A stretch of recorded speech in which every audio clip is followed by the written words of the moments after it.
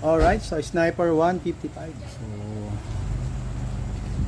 oil leak, cylinder head, gasket cover, leak, and coolant flashing.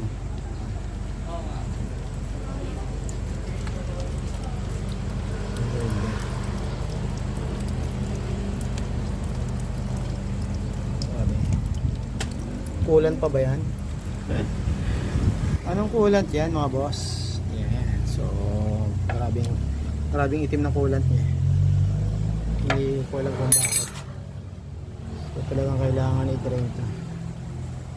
Yan. So, ito. Sniper 150. 155. 155 pa. Yan. So, oil leak. Coolant flashing.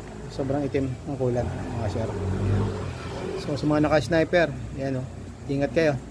So, pa-check nyo yung cooling system nyo, baka katulad na nito. Yan. Madumi.